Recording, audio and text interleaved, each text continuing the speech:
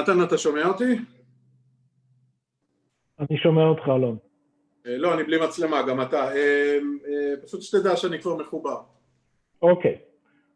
We get started. אז אני מיד מתחבר.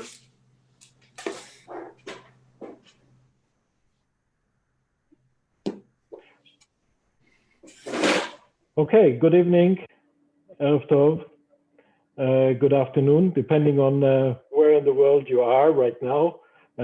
My name is Nathan Gelbert and I'm the chairman of Berlin's Kernel Thought campaign. Before I have the privilege of introducing our distinguished lecturer today, I would like to take a few minutes to first of all thank you all for joining us. It's really great seeing you, so many of you here. I think we are about 450 participants from all over the world coming together to discuss today's timely and incredibly important topic of conversation.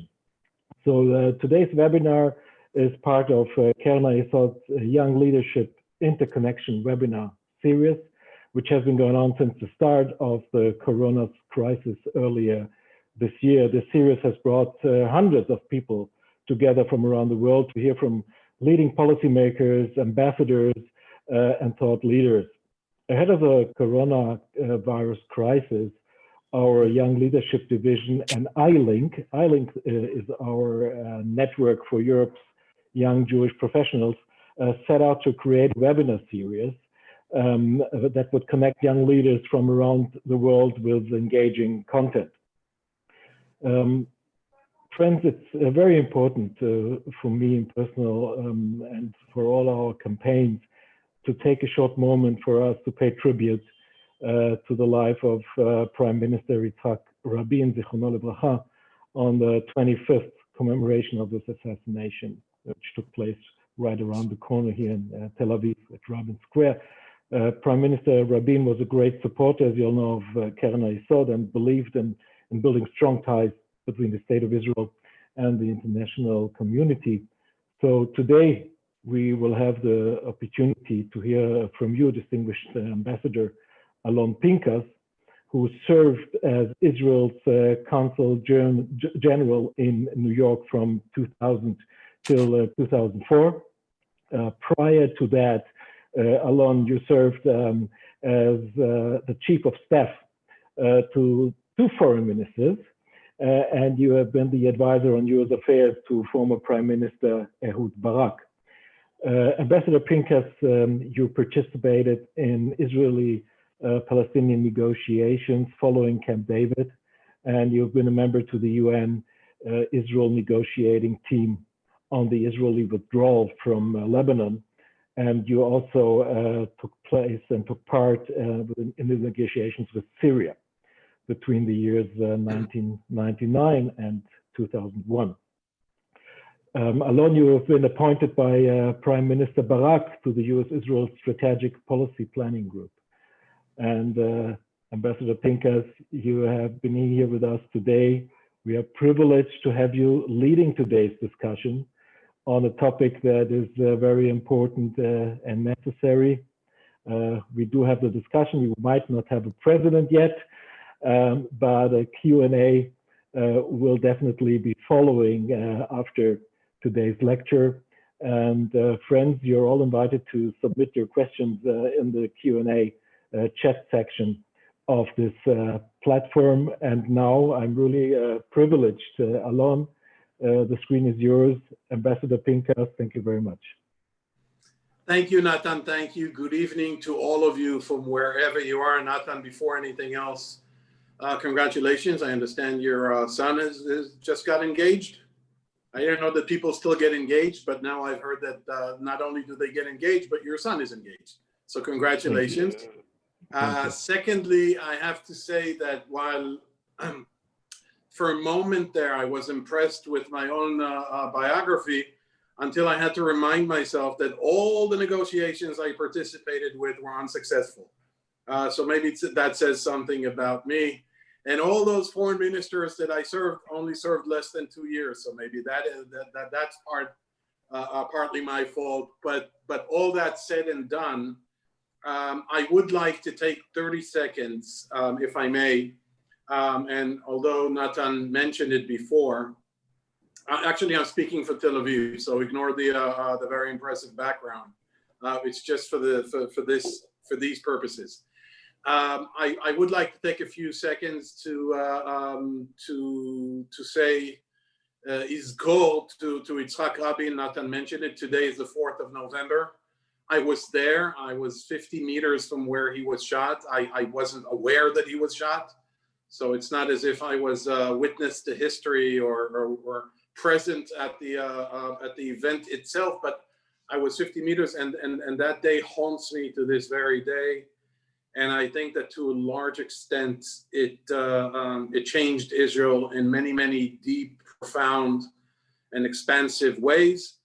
And it's not only it's the 4th of November, but one last remark, Yitzhak Rabin, to a very, very large extent and to a large degree, I'm sorry, Yitzhak Rabin was also the architect, or at least one of the leading architects, of the special and unique relationship that exists between Israel and the United States of America, both as ambassador there before he entered politics, after the Six-Day War and before he entered politics, and then as prime minister in 74 to 77, and again, particularly as prime minister from 1992 until that dreadful day on 4th November, 1995. And I will get to the Israeli-American relationship, but I just, any kind of discussion from an Israeli on Israeli directly or indirectly related matters on this day cannot go normally and proceed without mentioning Yitzhak Rabin. So I hope you take a moment and reflect on him and what had happened. We're here to talk about the American elections. This is something that I've been doing professionally for many, many years. I'm doing it both academically and in the media in the last few years. And I've been dealing with it quite diligently and extensively for the last 8 years. And so I come from different perspectives, and I'd like to divide this I'd like to divide this into 3 distinct but intertwining parts. First, let's talk about what happened yesterday and where we are today and what may happen or transpire tomorrow in terms of what's at stake. At the risk of repeating things that you've heard on CNN or NBC or Fox or read in the New York Times or Washington websites or any Twitter account of the modeling and polling agencies, but I will repeat that. Then I will talk about in depth about what was at stake in America heading into these elections. And thirdly, and perhaps more pertinently for us, how a new president, Joe Biden, or a second-term Trump president will affect, and what kind of consequences will there be on U.S. policy, U.S. standing in the world, and U.S. policy in the Middle East in general, and U.S.-Israeli relations in particular. So let me start with the first topic. As expected, the election did not yield or produce an immediate result. It shocked many, it disappointed many. I saw throughout the night on Twitter all kinds of tantrums and manic depressive reactions. Excuse me for using clinical terms that I'm not authorized to use, but they were clearly manic depressive, of people who thought it would be differently, and then by 7 p.m. New York time, 2 a.m. Israel time, last night, things kind of transpired and developed differently, and people went into all kinds of anger issues. And the reason is that many people thought that there is a scenario, and it existed, that there is a scenario according to which Biden seals the presidency quickly by virtue of winning Florida and Georgia, or at least one of them. What happened last night is that he lost Florida, and that should not surprise anyone. Florida is very fickle and very purple and very battleground and very toss-up, to mix all the cliches. And Florida, according to the polls, could have gone either way by 2 to 3%, so that was no surprise. Georgia did not count all its absentee voting for a series of reasons. And in fact, Georgia until now hasn't completed counting its votes. So let's move forward 18 hours. If you look at the electoral map in America, basically nothing changed. I mean, yeah, there are some numbers that are quite impressive. 160 million voted. That's the highest turnout rate since 1908. Some historians claim that since 1900, 1900. But 1908 is a measurement that we use, or a baseline that we use to evaluate and to ascertain voter turnout. Of those 160 million, 100 million, 2/3, or just slightly less than 2/3, were absentee votes, a combination of both the coronavirus pandemic, warnings that many voting stations and ballots may be closed and lines will be very long, and voter suppression on the side of Republicans or Democrats, whichever side you choose to take. And so many people, 100 million, in fact, which is unprecedented in American history, in American history, 100 million voted ahead of time, either physically, they went to polling stations, or via mail.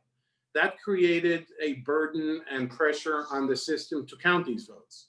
Some states require that the votes be counted by noon on election day, i.e. yesterday.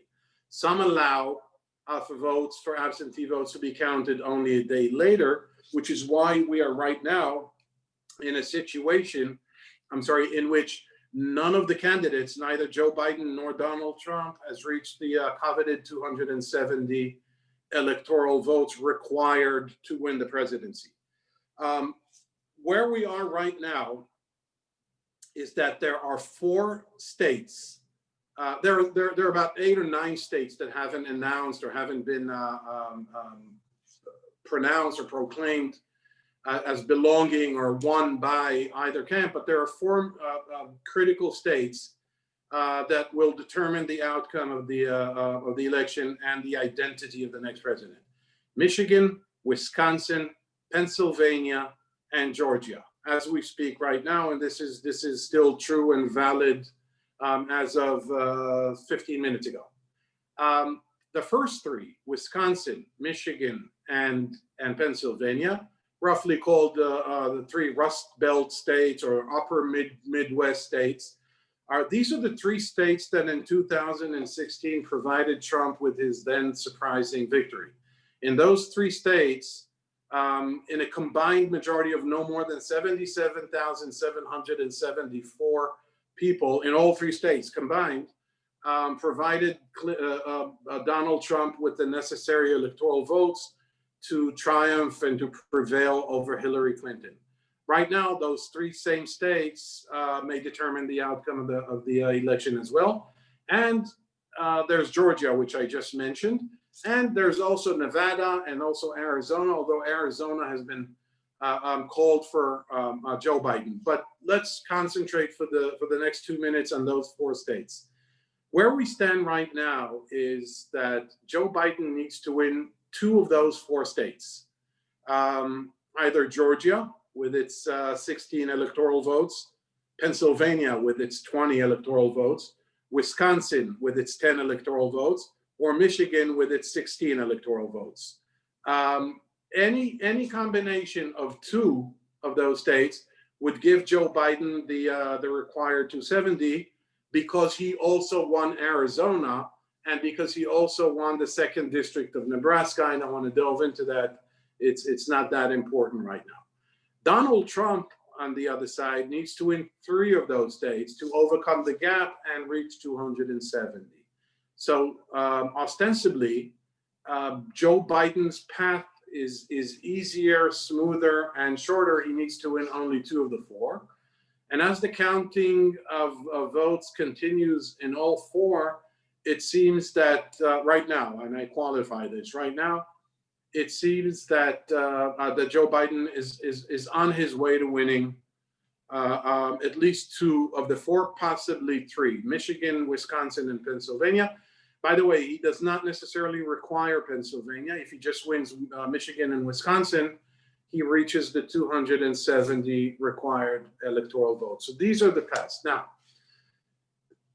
as expected, in a very predictable way, that angered many, made others happy perhaps, Donald Trump already announced that the election is rigged, that the absentee ballots in Wisconsin and Pennsylvania have been doctored with, that they have been tampered with, that it's all rigged, they're stealing the election. This has been a recurring theme with him in the last 6 months, to the point that 2 months ago, 1 month ago, 2 weeks ago, and then again a few days ago, he in fact announced that he will not concede that he lost the election. And as a matter of fact, he will probably, most probably, appeal to first the state court system in Pennsylvania and Wisconsin, but if need be, and if the ruling doesn't work in his favor, to stop and halt and disqualify those votes, which he has no proof, no evidence whatsoever were tampered with, but nonetheless, that is his claim.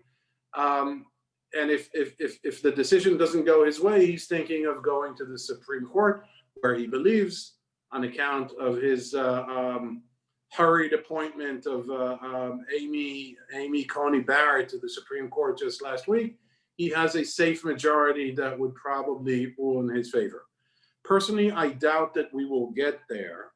But Donald Trump, as you know, is an extraordinarily unpredictable, is not going to concede that he lost the election, is, according to many reports, terrified of what may await him once he's out of the White House, in terms of debts and in terms of possible indictments by the New York State prosecutor and the district attorney for the Southern District of New York, all of which are felonies that the vice president cannot pardon him if there was a theory that if Trump loses, he will resign 48 hours before the 20th of January, so Mike Pence can be sworn in for 2 days and then pardon him. Obviously, that's a very nice and half comical Democratic conspiracy theory, but you never know with this guy. So this is where we are now.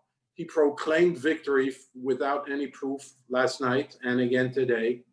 He said, we won the election. In fact, we won the election. I had more votes, he said. Now I have less.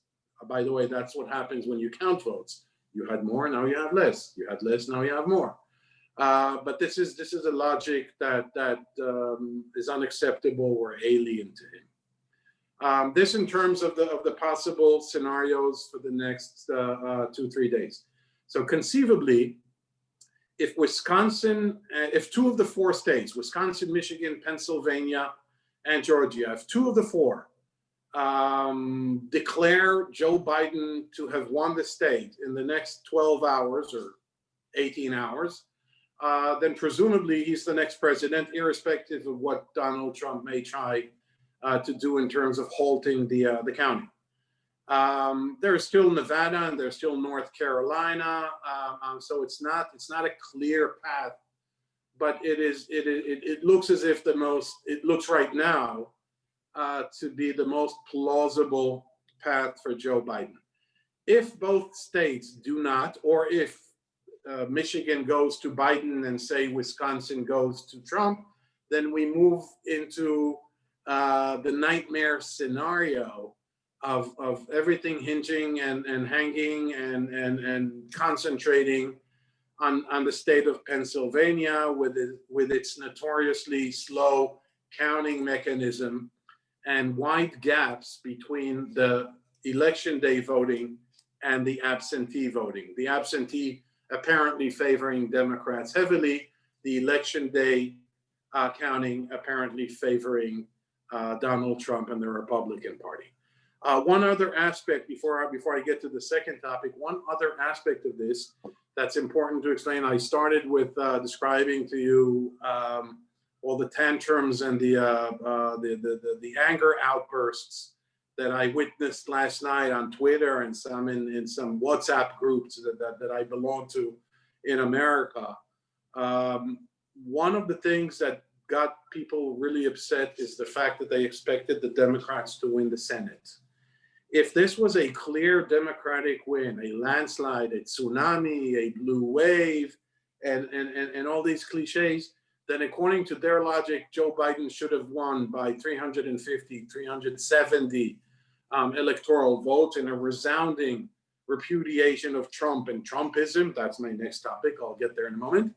And also win the Senate. That would allow him at least 2 years, given that the House of Representatives was won by Democrats, and that was a foregone conclusion almost.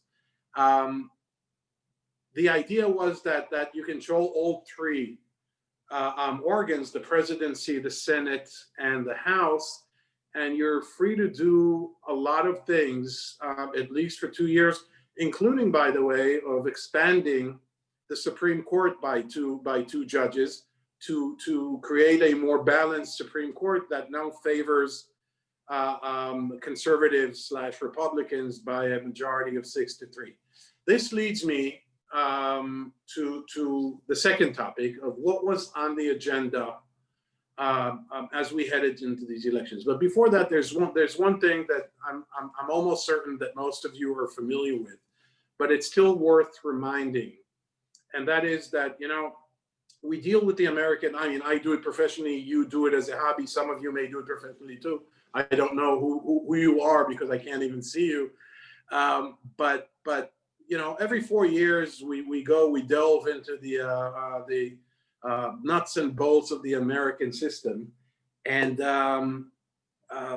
you know, we talk about the Electoral College and the electoral maps and the Senate and the Supreme Court, and we forget one basic fundamental truth, that the American system is awkward, it is distorted, it is unrepresentative in terms of America, and it is completely convoluted to the point that it's almost undemocratic. And I know this is a blunt thing to say, but let me, for the sake of conversation, explain this, because it relates to the second, to the issue of what was at stake. The American system is perverted and distorted on three levels. First, there's the Electoral College. I mean, what was possibly valid and made sense in 1789 to the founding fathers of the United States and to the framers of the US Constitution makes no sense in 2020. The idea that the common people were too simplistic, too idiosyncratic, too parochial, and not educated and worldly enough to understand the business and the affairs of the state, so they needed an intermediary to prevent them from making a mistake and electing a president who's unsuitable. Okay, I could see the logic in 1789. Obviously, no one sees the logic of this thing in 2020, where essentially you are depriving the majority in America of its choice. In the year 2016, in the election of the year 2016, Hillary Clinton won 2,860,000 votes more than Donald Trump, yet he's the president. In the year 2000, Al Gore won 512,000 votes more, and George Bush was the president. And so while the Electoral College was this peculiar and weird creation of the founding fathers, it never bothered anyone because it only happened twice in the 19th century, and no one cared about it. But then, and there was some kind of an equilibrium between the Electoral College and the popular vote. Neither negated or shifted or diverged from the other by too much. But in the last 20 years, from Gore Bush of 2000 to Trump Clinton 2016, twice the president of the United States was sworn in, representing less than the majority of Americans. Number one. Number two, the Senate. The Senate the Senate is structured, on a very simple principle. One state, two senators, no matter what. So you have this absurdity of the state of California with nearly 40 million people having 2 senators, and the state of Wyoming with 590,000 having 2 senators as well. Wyoming, which is roughly the size of Great Britain and has more cows and buffaloes than people, has 2 senators. And California has 2 senators. And while a senator from Wyoming represents roughly 300,000 people, a senator from California represents almost 20 million people. And those senators convene in Washington in the Senate, and they approve Supreme Court judges. So basically, you have a president that didn't win the 2016 election, appoint Amy Coney Barrett to the Supreme Court, and she's being confirmed by a Senate that represents less than 50%. The 53 Republicans in the Senate right now, before the election, represent 14,000 million people less than the 47 Democrats. I'll go farther than that to explain why this system is so distorted. By the year 2030, that's a decade away from us, 70% of Americans will live in 15 states. California, New Mexico, Texas, Florida, New York, Massachusetts, Illinois, et cetera, meaning that 70% of Americans in 15 states will be represented by 30 senators, while 30% of Americans living in Dakota and Wyoming and Idaho and Montana and Kansas and Nebraska will be represented by 70 senators. And so this gap, this discrepancy, this divergence is intolerable, and it affects the way government works. And so this system created a lot of the anger that existed from 2016 into 2020, the anti-Trump movement. Yes, it was mostly about him, his demeanor, his style, his abuse of the office of the president, and according to his critics, abuse of the office, his defamation of the office, they called it, the emoluments, the lying, the firing of national security people, and all the stories that emerged from the White House, from the West Wing in the last 4 years. But what you really saw in the last 4 years is a structure that solidified of 2 competing coalitions, and basically that is what you saw yesterday. And that would also answer the question that many of you may have, those of you who oppose Trump, at least, that how come after these 4 years and this president and such behavior, 46, 47, 48, who knows what the final tally will be, percent of Americans voted for him after 233,000 Americans died of COVID-19, and everything surrounding his reckless ill management and malpractice of the pandemic. How is it possible that they voted for him? Well, it's possible because there isn't one America.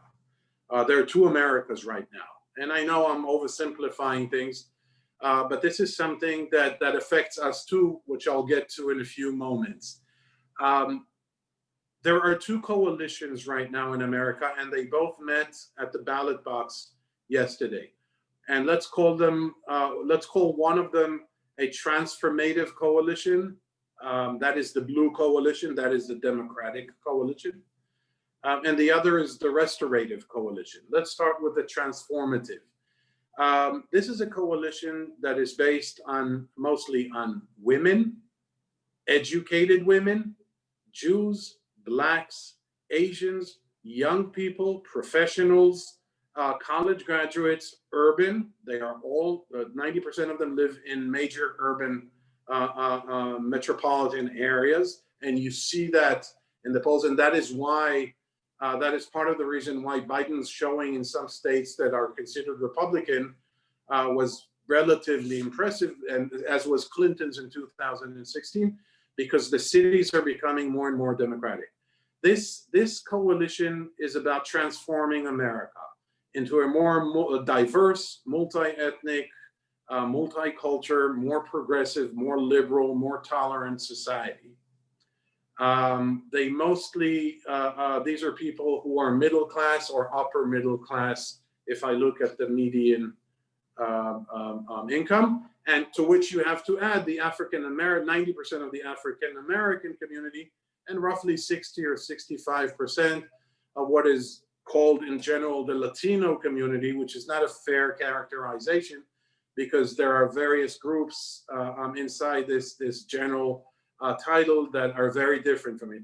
Cuban Americans and Mexican Americans and Puerto Rican Americans and Dominican Americans have very little in common aside from the fact that they all speak Spanish.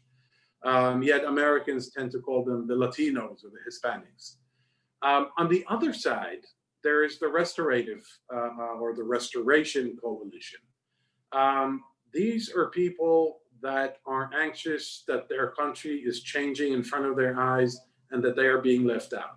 This is the core, the base of the Trump vote. They are white, they are predominantly male, they are lower middle class or lower class. They mostly are employed in old economy and old manufacturing jobs, i.e. they lack job security for the next 5, 10, or 15 years. They mostly live in states that are more rural and less or farther away from urban centers. They are conservative in terms of their value systems, but they are also fed up. They're all white, obviously. They're also fed up with being dictated by liberals on the West Coast and the East Coast of what's right and what's wrong. This coalition also comprises of the 75 million evangelicals in America, but not only. It's more than just the evangelicals. And they're fighting. And Donald Trump, as far as they can see, he's fighting their fight.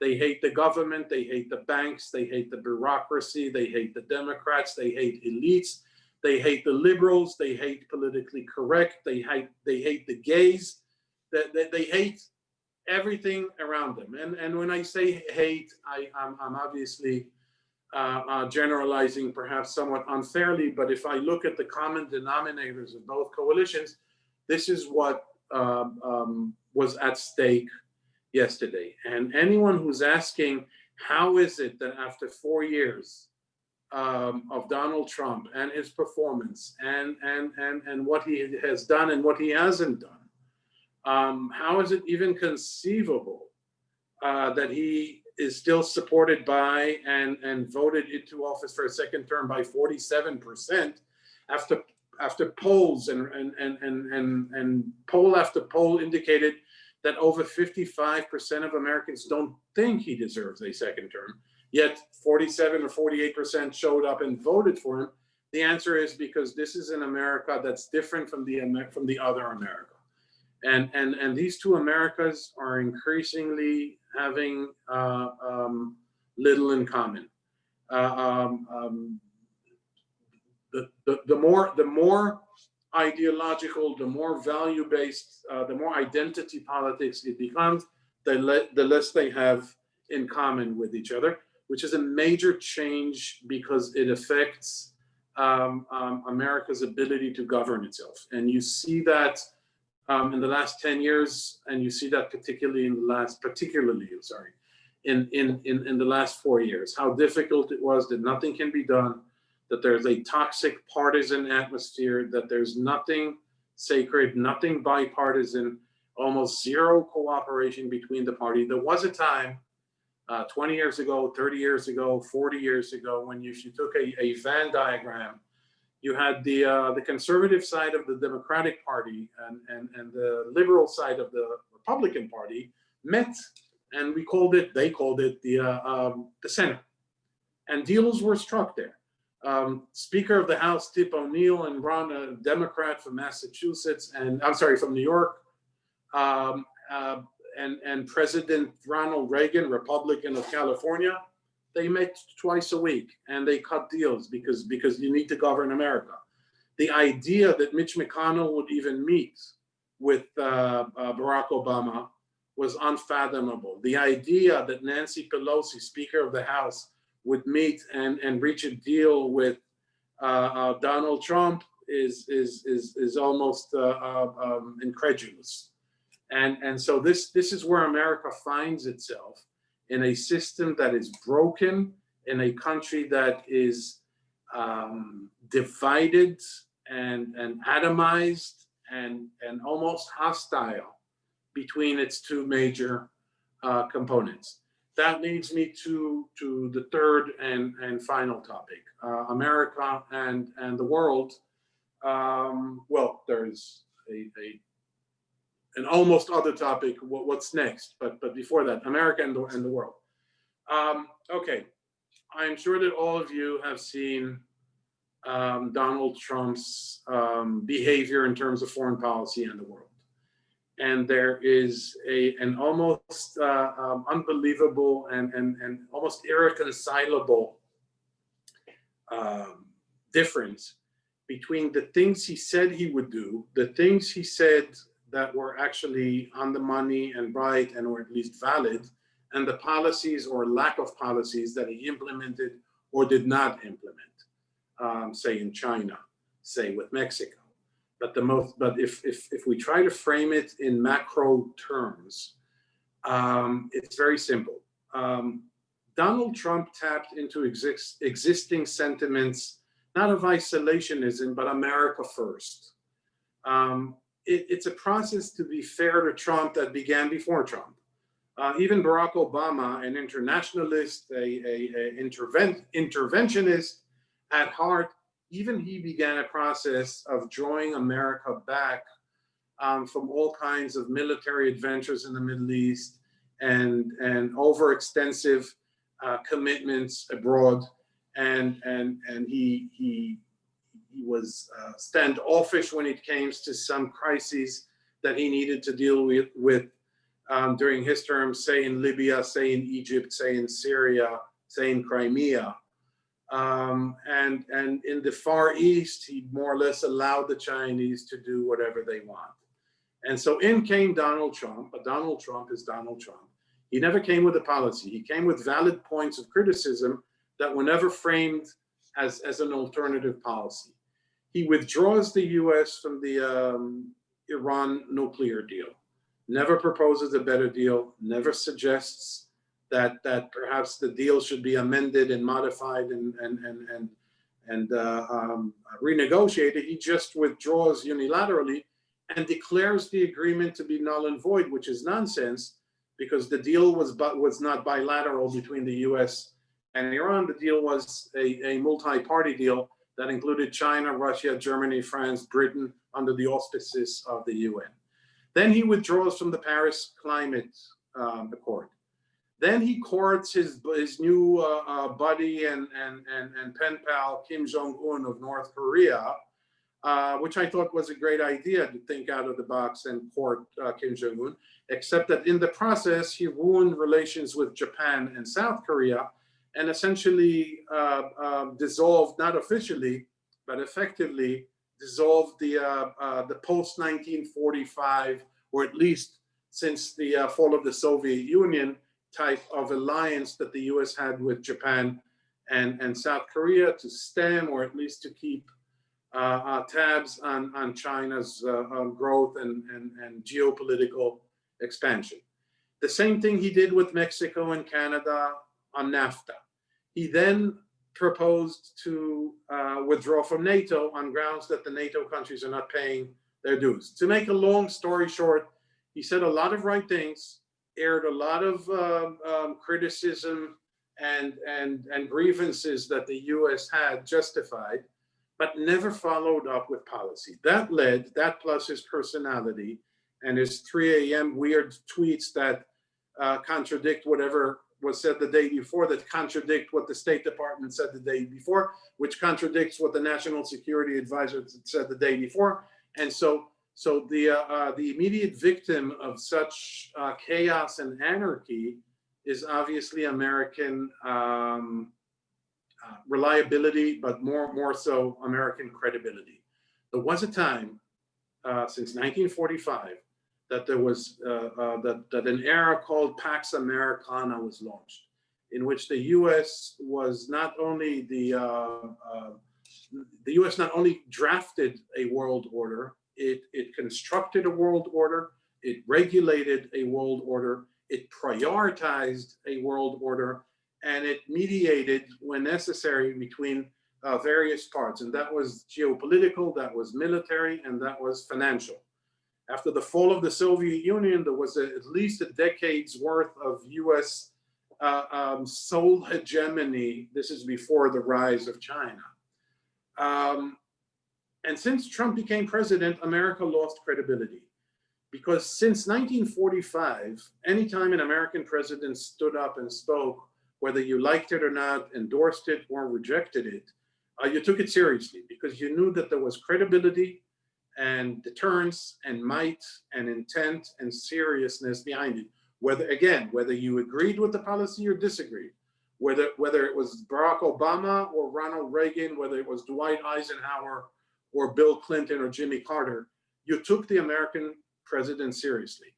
If you look at studies that have been conducted in the last 2 to 3 years by Pew Research, for example, on America's standing in the world, on the level of trust that people from different places such as Argentina to South Africa to Sweden to Japan to Australia and back to Peru think of America, there has been a steep decline in how America is perceived. The pandemic didn't win America any new friends either. So all this, you know, a broken system, a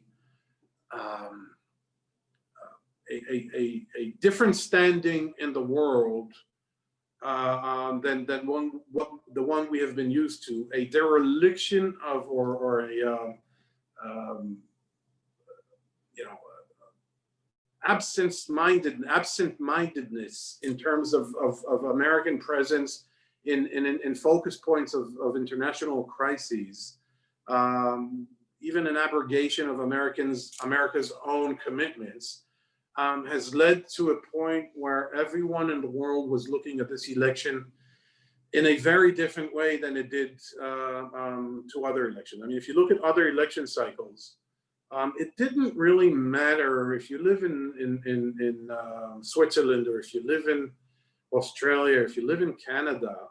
It didn't really change your life. It didn't really affect you if Barack Obama got elected or John McCain, if Bill Clinton got elected or George H.W. Bush got reelected, if John Kerry got elected or George W. Bush got elected, and so on and so forth. To the world, it makes a lot of difference if Donald Trump is elected or if Joe Biden is elected, which leads me in the last 2 minutes to my last minute. I'm sorry. I went above and beyond in terms of time than I was allotted, which leads me to Israel. Israel is very peculiar. Israel is the only country in the world where Trump is both admired, supported, and a majority of Israelis wanted him to win. I don't want to go into the whys or the similarities that exist between him and Benjamin Netanyahu, or the alliance that they forged between them at the expense of the Democratic Party and at a cost of alienating American Jews. Maybe it was right, maybe it was wrong. That's an entirely different discussion. I do want to say the following, and I will not even answer the question to myself of who's better for Israel, because I don't recognize the validity of the question. Because first you need to define what's best for Israel, what's better for Israel, before you say who's better for Israel. But there is one thing that needs to be said, and that'll be my final comment before we open this up for Q&A. Joe Biden. I know Joe Biden. I know Joe Biden pretty well. He's not a friend of mine. We don't text in the middle of the night, but I know him pretty well.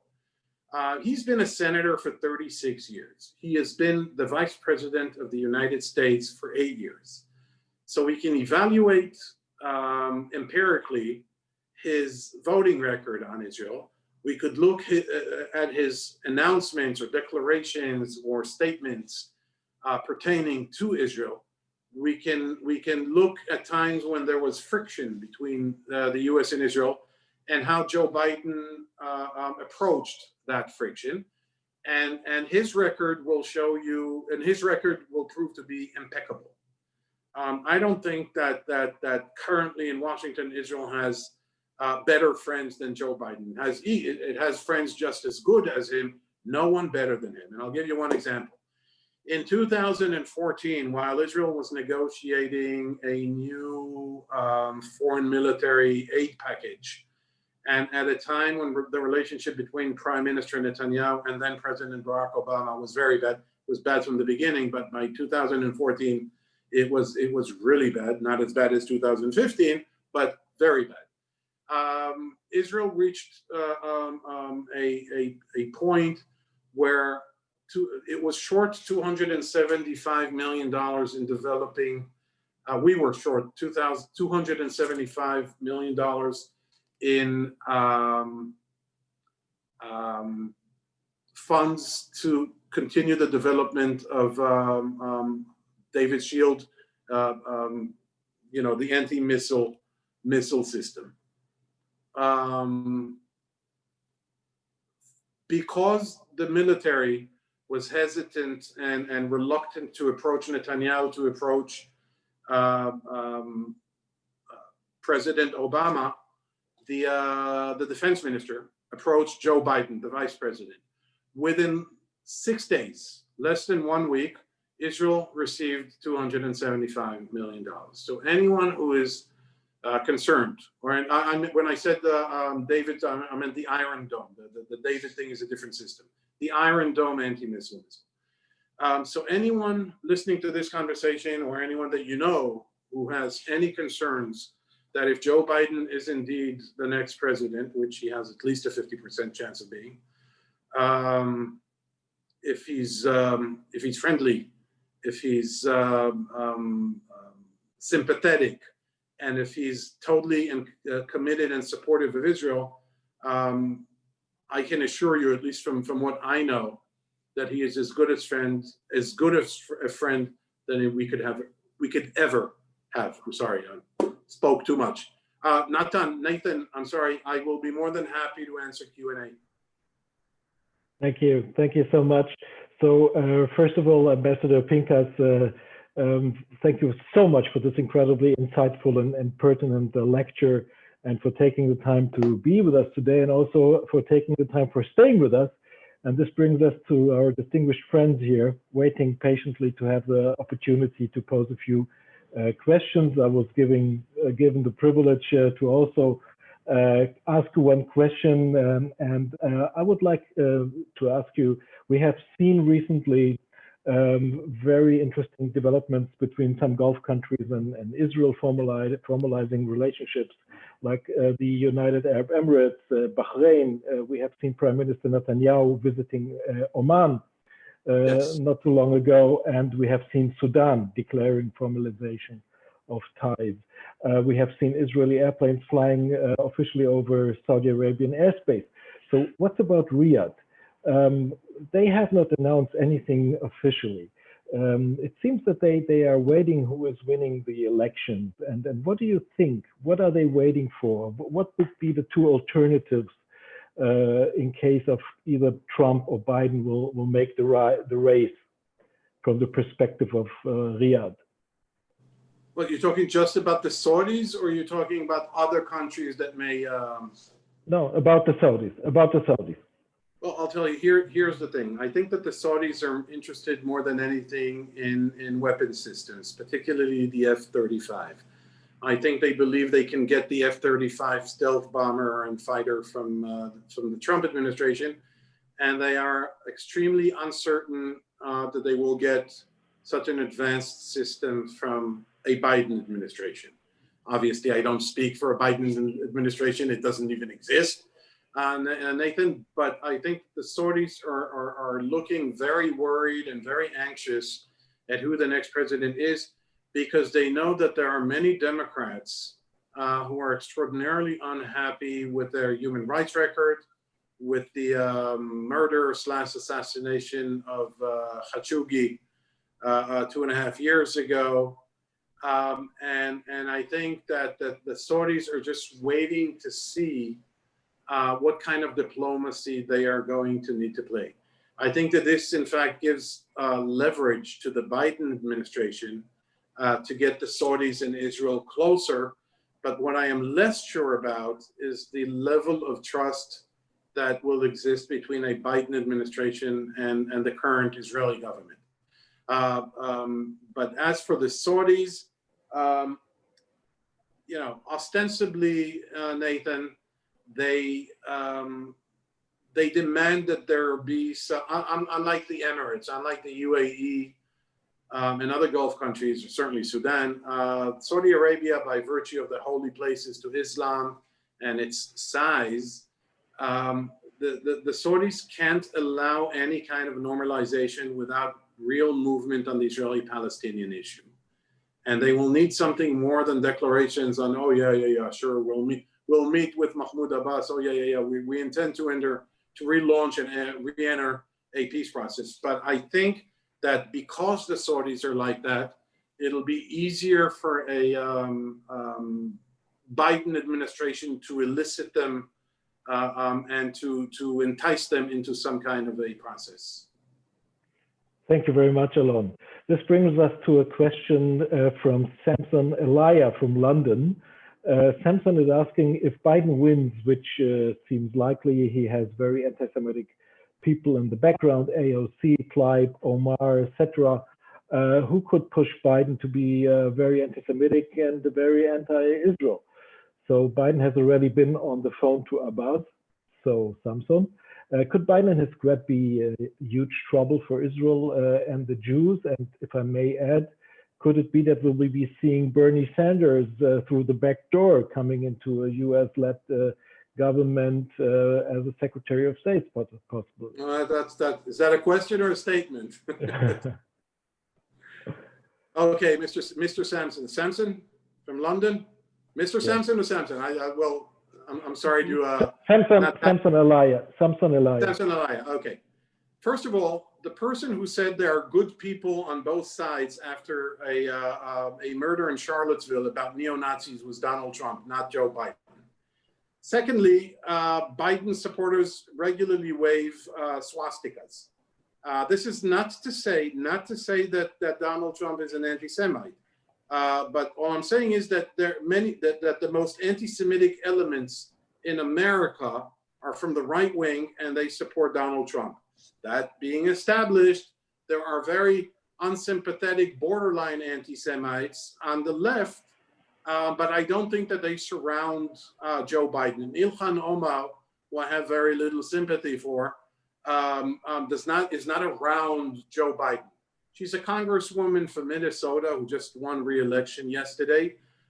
She will have very little say. She will try and concentrate on immigration policy. As for the others that you mentioned, including Bernie Sanders, this is an American system. Members of Congress don't influence the administration. The anti-Semitism that you're describing does not exist in the Democratic Party. It exists on its fringes. I doubt that you will see anyone around Joe Biden that harbors any kind of anti-Semitic sentiments. And if so, that should be dealt with, and that should be shamed and outed as quickly as possible. I know some of the people around Joe Biden. I know some of his advisors from the time he was vice president, not to mention the fact that half of them were Jews, but that would be true of Bill Clinton and Barack Obama too. But there's absolutely no sign of what you would call anti-Semitic or even anti-Israel sentiments there. Thank you very much, Alon. This brings us to the next question from Gabriel Gary. Gabriel is asking you, Ambassador Pinkas, what do you think would happen with the Iran nuclear deal if Biden wins, and what will be the impact for Israel? Okay, by the way, he's from the U.S., as I can see. Yeah. Well, okay, that's a great question because this will probably be one of the first issues, foreign policy issues, that will be put on President Biden if he becomes president, on President Biden's desk. And there are three scenarios here. One says America will immediately re-enter the deal that Trump withdrew from, and just demands that new that some of the supervision mechanisms will be strengthened, but the U.S. will essentially join the same agreement that it signed in 2015. Second scenario is the U.S. will wait it out. The U.S. will not act unilaterally like Trump did.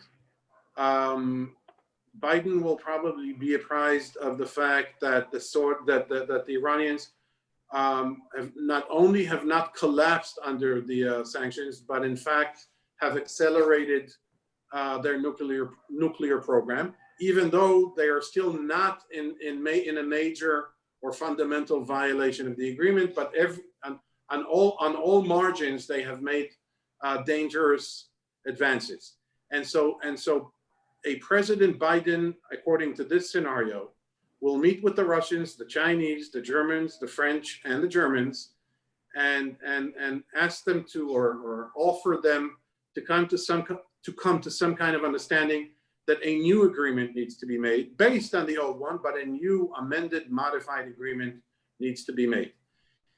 Unlike Mr. Netanyahu's behavior and demeanor with President Obama at the time, I think that Biden will actually invite Israel to sit around the table if there is a new agreement, at least to solicit Israel's ideas, anxieties, concerns, or remarks. So it's a major question that could go either way, but it's most definitely one of the first 2-3 foreign policy issues that will be on his desk.